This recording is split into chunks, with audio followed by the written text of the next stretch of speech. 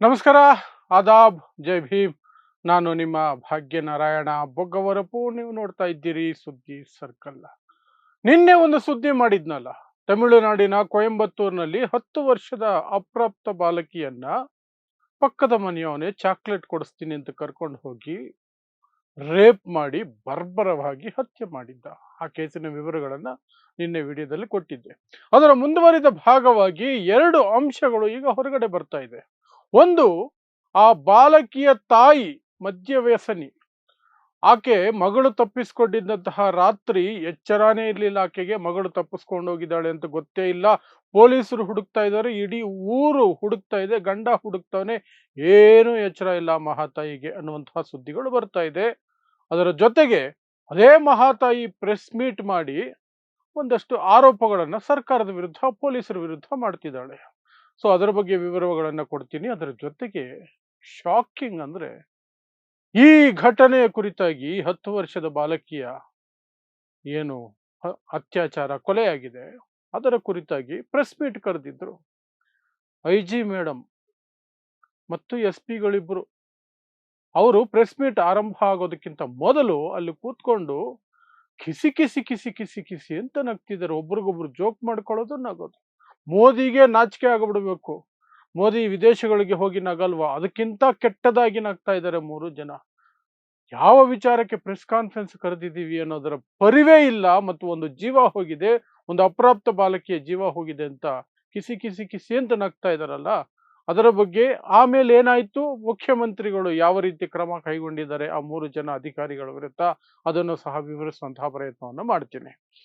So ನಿಮಗೆ ನಿನ್ನೆಯ ವಿಚಾರವನ್ನ ಎಕ್ಸ್ಟೆಂಡ್ ಮಾಡೋದು ಹೇಳೋದಾದ್ರೆ, 10 ವರ್ಷದ ಬಾಲಕಿಯನ್ನ ಚಾಕ್ಲೇಟ್ ಕೊಡಿಸ್ತೀನಿ ಅಂತ ಹೇಳಿ ಒಬ್ಬ ಕ್ರೂರಿ ಕರ್ಕೊಂಡು ಹೋಗಿ ಆ ಮಗುವನ್ನ ರೇಪ್ ಮಾಡಿ ಕೊಂದ್ಬಿಟ್ಟ.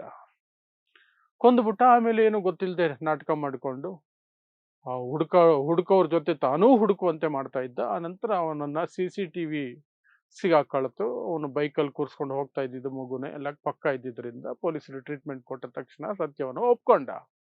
ಅವನಿಗೆ ಸಹಕರಿಸಿದ ಆರೋಪದ ಮೇಲೆ ಇನ್ನೊಬ್ಬ ವ್ಯಕ್ತಿಯನ್ನು ಸಹ, ಮೋಹನ್ ರಾಜ್ ಅನ್ನುವಂತಹ ವ್ಯಕ್ತಿಯನ್ನು ಸಹ ಬಂಧಿಸಿದ್ರು. ಮೇನ್ ಆರೋಪಿ ಕಾರ್ತಿಕ್, ಮೋಹನ್ ರಾಜ್ ಅವನಿಗೆ ಸಹಕರಿಸಿದ ವ್ಯಕ್ತಿ ಅಂತ ಅವನನ್ನು ಸಹ ಬಂಧಿಸಿದ್ದಾರೆ. ಈ ಕಾರ್ತಿಕ್ ಅನ್ನುವಂಥವನು ಏನು ಸ್ಥಳ ಪರಿಶೀಲನೆಗೆ ಅಂತ ಹೋದಾಗ ಓಡಿ ಹೋಗುವ ಪ್ರಯತ್ನದಲ್ಲಿ ಗೋಡೆ ಜಿಗಿಯಕ್ಕೆ ಹೋಗಿ ಕೈಕಾಲು ಮುರ್ಕೊಂಡು ಈಗ ಆಸ್ಪತ್ರೆಯಲ್ಲಿ ಬಿದ್ದಿದ್ದಾನೆ. ಇನ್ನು ಈ ಮೋಹನ್ ರಾಜ್ ಅನ್ನುವಂಥ ವ್ಯಕ್ತಿಗೆ 27ನೇ ತಾರೀಕುವರೆಗೆ ಜುಡಿಷಿಯಲ್ ಕಸ್ಟಡಿ ಕೊಟ್ಟಿದ್ದಾರೆ. ಸೊ ಆ ಕೇಸ್ ಆ ಕಡೆ ಹೋಗ್ತಾ ಇದೆ. ಇದರ ನಡುವೆ ಆ ಬಾಲಕಿಯ ತಾಯಿಯ ಬಗ್ಗೆ ಗಂಭೀರ ಆರೋಪಗಳು ಕೇಳಿಬಂತು. ಮೊದಲು ಸೋಷಿಯಲ್ ಮೀಡಿಯಾದಲ್ಲಿ, ನಂತರ ಎಲ್ಲ ಮೀಡಿಯಾಗಳಲ್ಲೂ ಬಂತು. ಏನು ಅಂದ್ರೆ, ಆಕೆ ಒಂದು ಕುಡಿತದ ಚಟಕ್ಕೆ ಒಳಗಾಗಿರುವ ಮಹಿಳೆ. ಆ ಮಗು ತಪ್ಪಿಸ್ಕೊಂಡು ಹೋಗಿದ್ದು ಗೊತ್ತಿರ್ಲಿಲ್ಲ, ಮನೆಯಿಂದ ಹೋಗಿದ್ದು ಗೊತ್ತಿರ್ಲಿಲ್ಲ, ನಾಪತ್ತೆಯಾಗಿದೆ ಅಂತ ಇಡೀ ರಾತ್ರಿ ಇಡೀ ಎಲ್ಲ ಕುಟುಂಬದ ಇತರೆ ಸದಸ್ಯರು ಹುಡುಕ್ತಾ ಇದ್ದಿದ್ದು ಗೊತ್ತಿಲ್ಲ, ಗಂಡ ಹುಡುಕ್ತಾ ಇದ್ದಾನೆ ಅನ್ನೋದು ಗೊತ್ತಿಲ್ಲ, ಪೊಲೀಸರು ಹುಡುಕ್ತಾ ಇದ್ದಾರೆ ಅಂತ ಆಕೆಗೆ ಗೊತ್ತಿಲ್ಲ. ಪೊಲೀಸರು ಬಂದು ಆಕೆಯನ್ನು ಮಾತಾಡಿಸೋ ಪ್ರಯತ್ನ ಮಾಡಿದ್ದಾರೆ. ಎಲ್ಲೋದ್ಲು ಅಂತ ಏನಾದರೂ ಗೊತ್ತಿದೆಯಾ ನಿನ್ನ ಮಗಳು ಅಂತ ಹೇಳಿದ್ರೆ ಅವಳು ಉತ್ತರ ಕೊಡುವಷ್ಟು ಎಚ್ಚರನೂ ಅವಳಿಗಿರ್ಲಿಲ್ಲ. ಕುಡಿದ ಮತ್ತಿನಲ್ಲಿ ಏನೇನೋ ಗೊಣಗ್ತಾ ಇದ್ಲಂತೆ. ಆ ಆರೋಪಗಳು ಕೇಳಿಬಂತು. ಆನಂತರ ಅದೇ ಮಹಿಳೆ ಮಾರನೇ ದಿನ ಅಂದ್ರೆ ಇವತ್ತು ಪ್ರೆಸ್ ಕಾನ್ಫರೆನ್ಸ್ ಮಾಡ್ತಾಳೆ.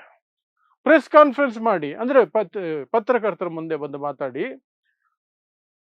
ಪೊಲೀಸರು ನನಗೆ ಹೆಣವನ್ನ ತೋರಿಸ್ತೇನೆ, ಹೆಣವನ್ನ ನನಗೆ ಕೊಡದೆ ತಗೊಂಡೋಗಿ ನನ್ನ ಗಂಡನನ್ನ ಕರ್ಕೊಂಡು ಹೋಗಿ ಅದನ್ನ ಸುಟ್ಟು ಹಾಕಿದ್ದಾರೆ ಅಂತ. ಇಲ್ಲಿ ಗಂಭೀರ ಆರೋಪ ಇದು. ಪೊಲೀಸರು ಸುಟ್ಟು ಹಾಕುವಂತಹ ಅವಶ್ಯಕತೆ ಏನಿತ್ತು? ಮತ್ತು ತಾಯಿ ಕುಡಿದು ಬಿದ್ದಿದ್ಲು, ಏನ್ ಬಿದ್ದಿದ್ಲು ಏನೋ, ಒಂದ್ಸಲ ಮಗುನ ತಾಯಿಗೆ ತೋರಿಸ್ಬೇಕಾಗಿತ್ತು, ತಾಯಿ ಕೈ ಕೊಡ್ಬೋದಾಗಿತ್ತು. ಯಾಕೆ ಕೊಟ್ಟಿಲ್ಲ?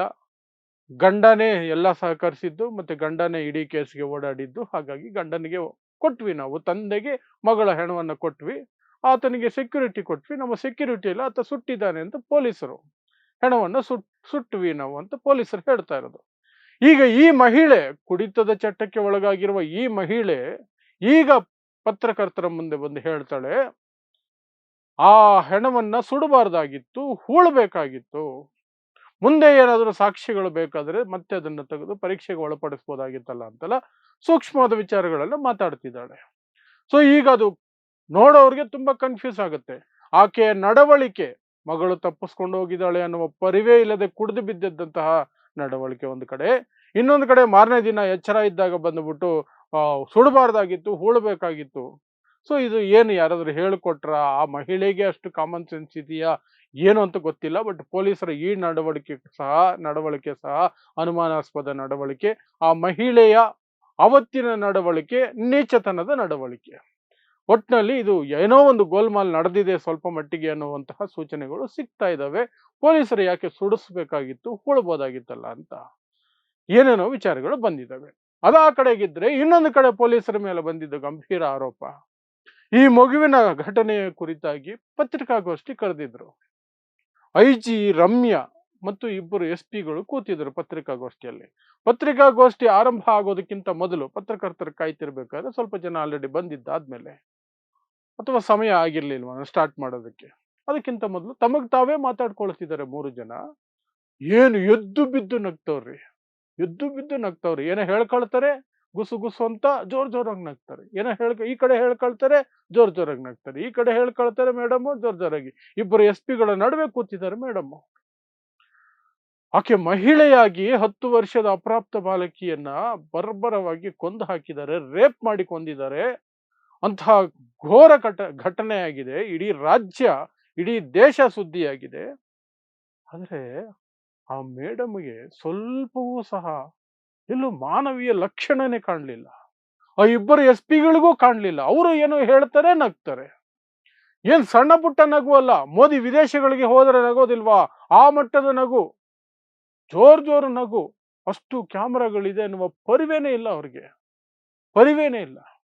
ಯಾವಾಗ ಆ ಒಂದು ವಿಡಿಯೋ ಎಲ್ಲ ಕಡೆ ವೈರಲ್ ಆಯ್ತು, ಸೋಷಿಯಲ್ ಮೀಡಿಯಾದಲ್ಲಿ ಉಗಿಯೋಕ್ ಶುರು ಮಾಡಿದ್ರು. ಇವರೆಂತ ಪೊಲೀಸರು, ಕನಿಷ್ಠ ಸಂವೇದನೆ ಇಲ್ಲದಂತಹ ಒಂದು ಪೊಲೀಸರು, ಸೂಕ್ಷ್ಮತೆ ಇಲ್ಲದಂತಹ ಪೊಲೀಸರು, ಇವರಿಗೆ ಕಠಿಣ ಶಿಕ್ಷೆ ಆಗಬೇಕು, ಇವರು ಸಹ ಕ್ರೂರಿಗಳು ಅಂತ ಎಲ್ಲ ಕಡೆ ಕಮೆಂಟ್ಗಳು ಬರೋದಕ್ಕೆ ಶುರುವಾಯಿತು. ಅದು ಮುಖ್ಯಮಂತ್ರಿಗಳಿಗೂ ಸಹ ತಲುಪ್ತು. ಮುಖ್ಯಮಂತ್ರಿಯಾಗಿ ಇನ್ನೂ 15 ದಿನ ಆಗಿಲ್ಲ ಜೋಸೆಫ್ ವಿಜಯ್. ಜನ ಬದಲಾವಣೆ ಬೇಕು ಅಂತ ದೊಡ್ಡ ನಿರೀಕ್ಷೆಗಳನ್ನಿಟ್ಕೊಂಡು ನಟನಾಗಿದ್ದವರನ್ನ ಮುಖ್ಯಮಂತ್ರಿ ಮಾಡಿದ್ದಾರೆ ತಮಿಳುನಾಡಿನಲ್ಲಿ. ಹೊಸ ಪಕ್ಷ TVK ಹುಟ್ಟಿದ ತಕ್ಷಣನೇ ಮೊದಲ ಚುನಾವಣೆಯಲ್ಲಿಯೇ ಬಹುಮತದ ಹತ್ರ ತಗೊಂಡೋಗ್ಬಿಟ್ರು. ಬಹುಮತ ಕೊಡ್ಲಿಲ್ಲ, ಹತ್ರ ತಗೊಂಡೋಗ್ಬಿಟ್ರು. ಹೇಗೋ ಸರ್ಕಾರ ರಚನೆ ಆಗಿದೆ. ಅಂತಹ ಸ್ಥಿತಿಯಲ್ಲಿರುವಂತಹ ಮುಖ್ಯಮಂತ್ರಿ, ಅಷ್ಟು ಭರವಸೆಗಳನ್ನ ಮೂಡಿಸಿದಂತಹ ಮುಖ್ಯಮಂತ್ರಿ ಏನಾದ್ರು ಮಾಡುತ್ತಾರೆ ಅನ್ನುವಂತಹ ನಿರೀಕ್ಷೆ ಇತ್ತು, ಮಾಡಿದ್ದಾರೆ. ಏನು ಸಸ್ಪೆಂಡ್ ಮಾಡಿದ್ದಾರೆ 3 ಜನರನ್ನ. ಇಬ್ಬರು SP ಗಳು ಮತ್ತು IG ರಮ್ಯಾ ಅನ್ನುವಂಥವರನ್ನ ಸಸ್ಪೆಂಡ್ ಮಾಡಿದ್ದಾರೆ. ಅವರ ಸಂವೇದನಾ ರಹಿತ ನಡವಳಿಕೆಗಾಗಿ ಬೇಜವಾಬ್ದಾರಿಯುತವಾಗಿ ನಡ್ಕೊಂಡಿದ್ದಾರೆ, ಸೂಕ್ಷ್ಮತೆ ಇಲ್ಲದೆ ನಡ್ಕೊಂಡಿದ್ದಾರೆ ಅನ್ನುವ ಕಾರಣವನ್ನ ಕೊಟ್ಟು. ಆದರೆ ಇದೇ ವಿಜಯ್ ಈ ಹಿಂದೆ ಇದ್ದಂತಹ ಸರ್ಕಾರಗಳ ಸಂದರ್ಭದಲ್ಲಿ ಒಂದು ರೇಪು, ಕೊಲೆ ಏನಾದರೂ ಆದಾಗ ತುಂಬಾನೇ ಬೇರೆ ರೀತಿ ಮಾತಾಡ್ತಿದ್ರು. ಸರ್ಕಾರ ಬದುಕಿದೆಯಾ, ಇದೆಯಾ, ಮಹಿಳೆಯರಿಗೆ ರಕ್ಷಣೆ ಇಲ್ಲ, ಅದು ಇದು ಅಂತ. ಬಟ್ ಇವರು ಮುಖ್ಯಮಂತ್ರಿ ಆದಾಗ, ಆ ಘಟನೆ ನಡೆದ ತಕ್ಷಣ ಎಲ್ಲ ಮುಖ್ಯಮಂತ್ರಿಗಳು ಏನು ಮಾತಾಡ್ತಾರೋ ಅದೇ ಮಾತುಗಳನ್ನೇ ಅವರು ಟ್ವಿಟರ್ ಅಲ್ಲಿ ಹಾಕಿದ್ದು, X ಅಲ್ಲಿ ಹಾಕಿದ್ದು. ಏನಂತ, ಇದು ಬಹಳ ಅಮಾನವೀಯ ಘಟನೆ, ಇದನ್ನ ಸಮಾಜ ಸಹಿಸ್ಕೊಳ್ಳೋದಿಲ್ಲ, ತಪ್ಪು ಮಾಡಿದವರಿಗೆ ಕಠಿಣ ಶಿಕ್ಷೆ ಆಗುತ್ತೆ, ಪೊಲೀಸರಿಗೆ ಆದೇಶ ಕೊಟ್ಟಿದ್ದೀನಿ, ಶೀಘ್ರ ತನಿಖೆ ಆಗಬೇಕು, ಕಠಿಣ ಶಿಕ್ಷೆ ಆಗಬೇಕು ಅಂತ. ಅಷ್ಟೇ, ಏನು ಬದಲಾವಣೆ ಇಲ್ಲ. ಬಟ್ ಈ 3 ಜನ ಪೊಲೀಸ್ ಆಫೀಸರ್ಗಳು ನಗ್ತಾ ಇದ್ದವ್ರನ್ನ ಸಸ್ಪೆಂಡ್ ಮಾಡಿದ್ದು ಓಕೆ, ಒಪ್ಕೊಳ್ಳಬಹುದಾದಂತಹ ವಿಚಾರ. ಸೊ ಇದಿಷ್ಟು ತಮಿಳುನಾಡಿನ ಕೊಯಂಬತ್ತೂರಿನಲ್ಲಿ ನಡೆದಂತಹ 10 ವರ್ಷದ ಬಾಲಕಿಯ ರೇಪ್ ಅಂಡ್ ಮರ್ಡರ್ ಏನಾಗಿತ್ತಲ್ಲ, ಅದಕ್ಕೆ ಸಂಬಂಧಪಟ್ಟಂತೆ ಮುಂದುವರಿದ ಡೀಟೇಲ್ಸು. ಆ ಇಡೀ ಘಟನೆಯ ಏನೇನಾಯ್ತು, ಏನು ಘಟನಾವಳಿಗಳು ಅನ್ನೋದು ತಿಳ್ಕೊಬೇಕು ಅಂದ್ರೆ ನಿನ್ನೆ ಅದರ ಬಗ್ಗೆ ಒಂದು ಕಂಪ್ಲೀಟ್ ವಿಡಿಯೋ ಮಾಡಿದ್ದೀನಿ, ಅದನ್ನು ನೋಡಿದ್ರೆ ನಿಮಗೆ ಅರ್ಥ ಆಗುತ್ತೆ ಅಷ್ಟೇ. ಸೊ ಇಂತಹದ್ದೇ ವಿಶೇಷ ಸುದ್ದಿಗಳಿಗಾಗಿ ನೋಡ್ತಾ ಇರಿ ಸುದ್ದಿ ಸರ್ಕಲ್. ನಾನು ನಿಮ್ಮ ಭಾಗ್ಯ ನಾರಾಯಣ ಬೊಗವರಪು.